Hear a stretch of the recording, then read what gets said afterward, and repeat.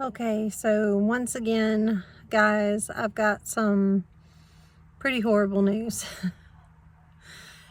I know this is the circumstance that we found her in, and I know that nothing really could have been done that we didn't do.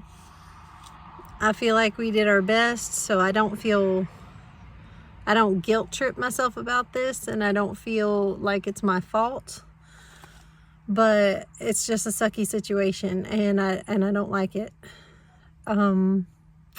So the bottom line of it is that when she got checked out today, and he walked in and he saw her gunky, weepy eyes, he checked her breathing, and he checked her temperature, which was higher now than when we first brought her in. Her temperature is now higher. She's got a worse fever.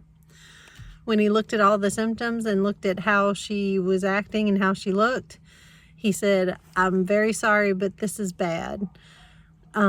He said, "This is classic symptoms of canine distemper." And for those of you who don't know what that is, it's basically a upper respiratory infection that starts out that way as a real bad infection, but then it goes into phase 2. And phase 2 is when it gets into the spinal cord and the brain, and then they start having seizures, and it never stops, and they're in a lot of pain, and they suffer, and they have to be put down.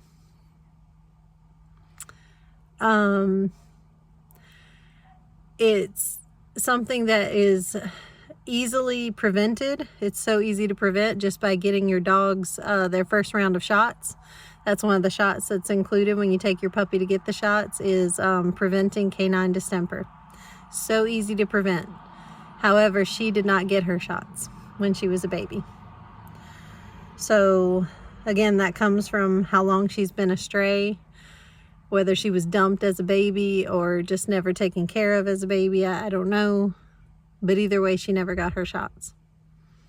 And now she has distemper. So he said that, I asked him, I said, "Is this something that might happen, or is this something that's going to happen to her and I'm going to have to put her down?" And he said, "Well, ma'am, in 45 years of doing this, about 90% of the cases that he's seen with distemper end up that way." Yeah, that's not the news that I was hoping to get. She has about a 1 in 10 chance of pulling through this.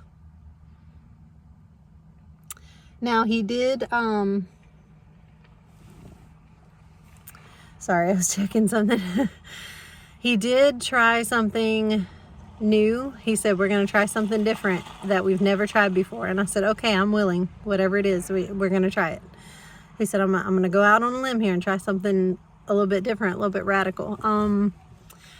He sent me home with Tamiflu to give her, and he also sent me with a list of things to go get. We're gonna try this and see if it works.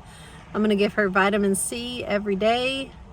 I'm gonna give her the airborne aerosol stuff, or the chewable dissolvable tablets. We're gonna try to treat this respiratory infection, because that's how you have to approach it. It's just a bad respiratory infection. And we're going to be aggressive with our treatment of it, and we're going to try to stop it in phase 1. And if we can stop this respiratory infection from going to phase 2, then she might live. However, he did go ahead and warn me that if it goes into phase 2, if we can't prevent it, and it just keeps getting worse, and it gets into her spine and her brain, he said at that point, don't let her suffer. At that point, you're just going to have to put her down. So 10% is not great. Not great odds. But it's better than nothing. It's better than the odds she had on the side of the road. That's for sure. She had no chance of survival on the side of the road. And at least with us, she has a small percentage of a chance of survival. And at least maybe I can make her last days with us happy and better. And that's a good thing. I take this as a good thing. It's not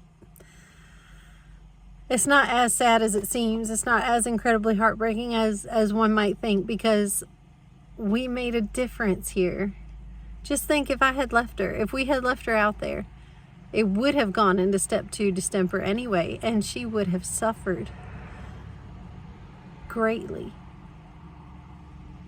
There would have been nobody to put her down and ease her suffering.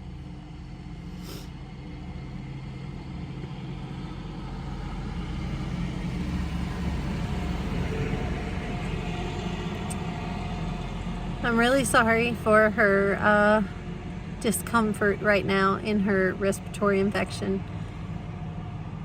But every time I go into her area, into the bathroom, every time I change her bedding and change her puppy pads and bring her fresh food and water and see her little tail wagging, and she's so happy to see me, every time I get to go in there and sit with her and talk with her and pet her and love on her, that's probably the only love and compassion she's ever known in her life.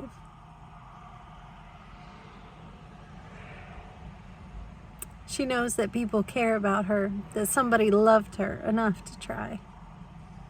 Somebody loved her enough to feed her and take her to the vet and snuggle her. And even if we only have this short time on the earth with her, for this short time she had a family. And she knew what it felt like to be loved and cared for. And that's a win.